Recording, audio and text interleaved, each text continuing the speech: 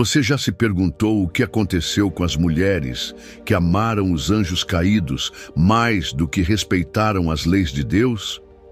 Prepare-se para descobrir como seus maridos celestiais se voltaram contra o céu e como essas mulheres, corajosas, mas imprudentes, pagaram um alto preço por isso.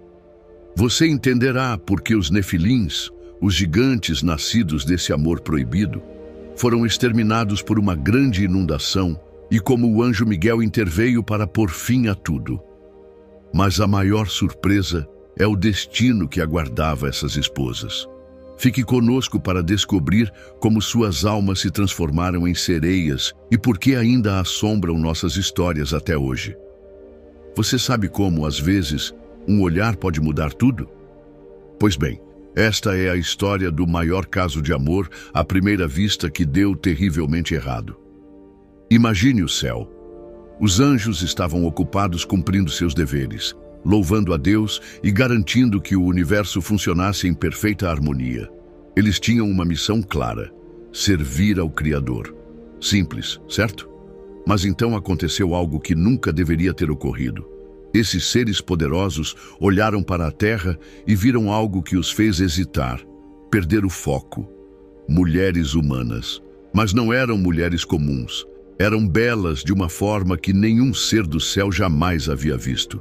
Elas eram reais, carnais, humanas. E foi aí que as coisas começaram a se complicar. Esses anjos, que deveriam estar acima de qualquer desejo terreno, sentiram algo novo. Uma atração inexplicável que crescia cada vez mais sempre que olhavam para baixo. Sua luz celestial começou a enfraquecer à medida que pensamentos proibidos tomavam conta de suas mentes. Enquanto isso, na terra, a vida seguia como de costume. As mulheres viviam seus dias, trabalhavam, sorriam, amavam, sem imaginar que lá do alto, seres divinos estavam transgredindo todas as regras apenas para observá-las. Mas algo estranho começou a acontecer com elas também. Sentiam-se vigiadas de um jeito diferente, como se algo extraordinário estivesse prestes a acontecer. O ar carregava uma eletricidade invisível, aquela sensação que antecede uma grande tempestade. Havia uma mistura de expectativa, perigo e encanto no ar, como se o mundo inteiro estivesse prendendo a respiração, esperando o inevitável. Os anjos sabiam que estavam brincando com fogo ao cogitar abandonar o céu. Eles lembravam de sua verdadeira natureza. Eram servos de Deus, guerreiros celestiais. Mas a atração se tornava insuportável. Começaram a se questionar como nunca antes. E se pudéssemos sentir o que os humanos sentem? E se pudéssemos amar como eles? Seus corações, criados para amar apenas a Deus, estavam agora tomados por desejos que iam além de seu controle. A cada dia, mais e mais anjos se juntavam àqueles que espiavam a terra, e suas convicções se enfraqueciam. O dilema os consumia: permanecer fiéis ao seu propósito ou ceder a essa paixão proibida. Mas o que eles não sabiam era que essa decisão desencadearia uma sucessão de eventos que abalaria os céus e a terra de maneira irreversível. Os anjos estavam prestes a aprender da pior maneira possível que algumas regras não podem ser quebradas, por mais sedutora que seja a tentação. No instante em que esses anjos tocaram o solo terrestre, algo mágico aconteceu, mas não no bom sentido. Imagine a pessoa mais bela que você já viu e multiplique essa beleza por 1000. Foi assim que os anjos caídos apareceram diante dos humanos. Eles não apenas caminhavam, eles deslizavam. Suas vozes não eram apenas palavras, eram melodias. A luz dançava ao redor deles, tornando tudo ao redor pálido e sem graça. Quando chegaram às cidades, todos pararam para olhar. Como não olhar? Era como encarar o sol, doloroso, mas impossível de ignorar. As mulheres que os viram sentiram algo que nunca haviam experimentado. Não era apenas atração ou fascínio, era como estar sob um feitiço. Esses não eram apenas forasteiros belos passando pela cidade. Eram perfeitos em todos os sentidos. Ou pelo menos pareciam ser. Suas peles brilhavam como a luz da lua, seus olhos refletiam todas as estrelas do firmamento, e quando sorriam, bom, era aí que os verdadeiros problemas começavam. Mas você já ouviu aquele ditado: se algo parece bom demais para ser verdade, provavelmente é. Pois é, foi exatamente isso que aconteceu. Aqueles não eram simples homens encantadores. Eram anjos que haviam virado as costas para o céu. E se você olhasse bem de perto, perceberia que algo estava errado. Seus sorrisos escondiam segredos mais sombrios que a noite. Seus olhos, apesar de belos, carregavam uma profundidade assustadora, uma antiguidade que nenhum humano jamais poderia compreender. As mulheres que se aproximaram deles foram atraídas como mariposas para a chama. Não era um jogo justo. Como resistir a alguém que brilha com luz celestial, que conhece seus pensamentos antes mesmo de você falar, que pode prometer coisas além da sua imaginação? O homem jamais poderia, mas aqui está a parte assustadora. Quanto mais tempo essas mulheres passavam com os anjos caídos, mais também mudavam. Era como se tivessem absorvido um pouco daquele brilho sobrenatural. Elas começaram a enxergar o mundo de outra forma, e a vida comum já não era suficiente. Os homens normais pareciam simples e sem graça comparados a esses seres celestiais.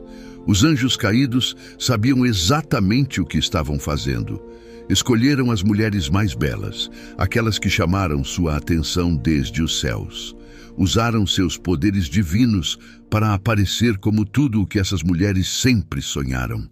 Era como um conto de fadas, mas com um toque sombrio de história de terror.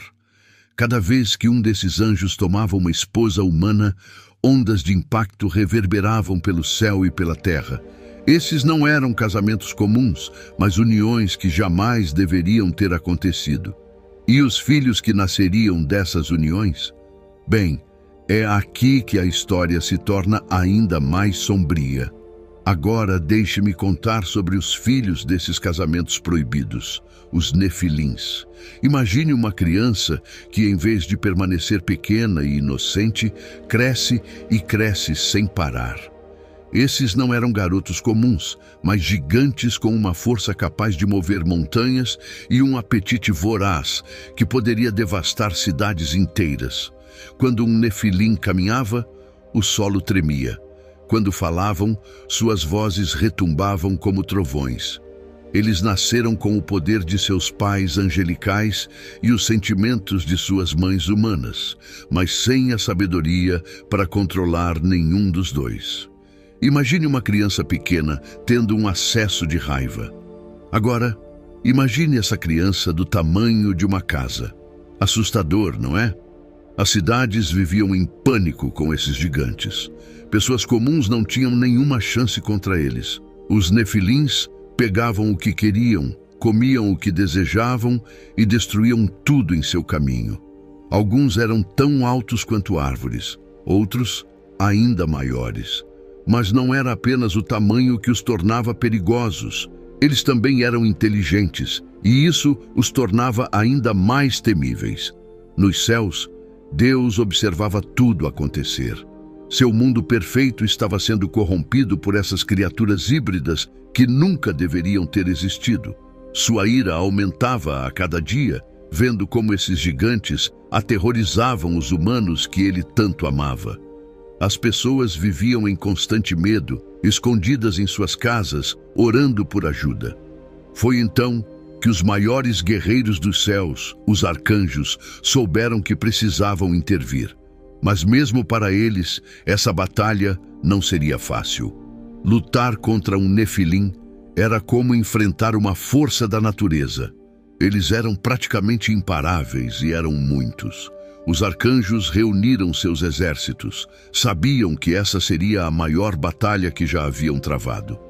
Miguel, Gabriel e os outros planejaram o ataque com cautela. Não podiam se precipitar.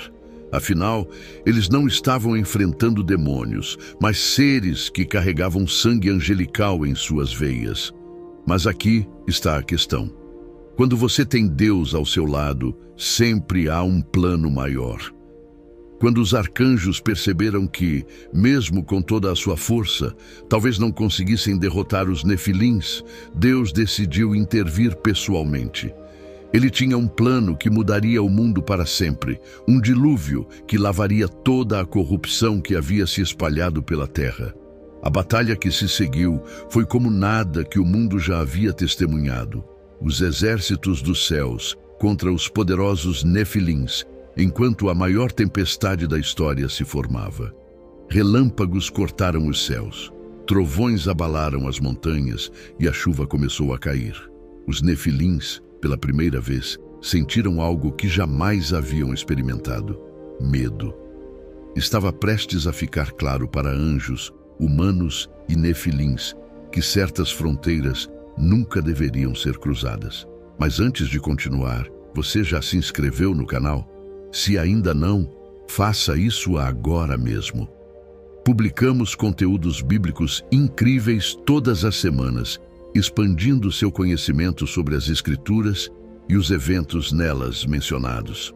O que você está esperando? Aperte o botão de inscrição agora. Você já viu nuvens de tempestade se reunirem de forma tão densa que transformam o dia em noite? Agora, multiplique isso por 1 milhão.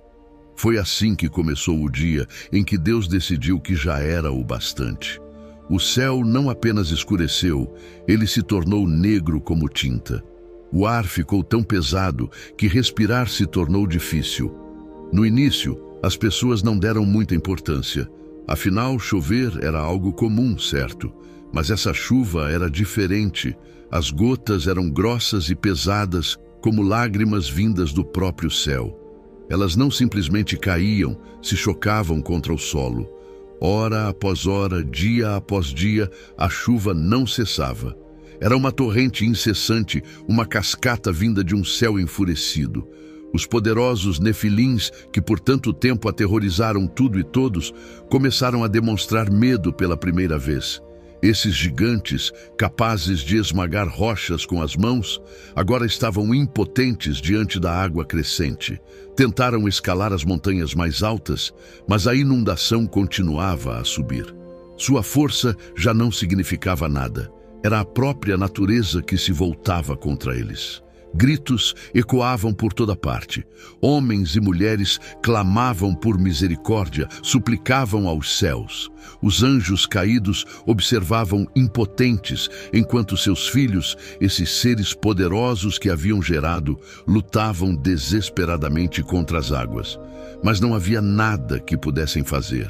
Esse era o juízo de Deus. E nenhum poder no céu ou na terra poderia impedir seu curso. No meio de todo esse caos, um único barco flutuava em segurança, a Arca de Noé. Imagine estar dentro dela, ouvir a fúria da tempestade lá fora, sentir as ondas sacudindo a embarcação como se fosse um simples brinquedo nas mãos do oceano. Dentro da arca estavam os únicos humanos e animais que sobreviveriam a essa purificação mundial. Eles podiam escutar os gritos desesperados daqueles que estavam do lado de fora, morrendo, mas nada podiam fazer. Esse era o plano de Deus e precisavam confiar nele.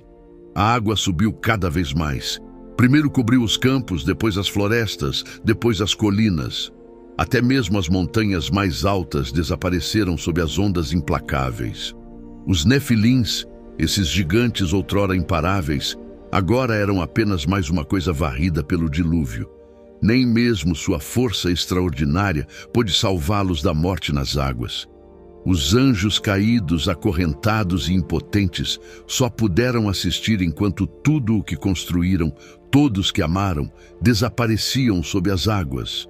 Seus filhos poderosos, suas esposas humanas, as cidades que ajudaram a erguer, tudo se foi.